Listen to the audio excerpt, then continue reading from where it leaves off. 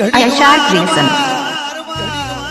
तारा जेवी म्यालडी ने जीवली करसन नहीं मले पावड़िया खमात ने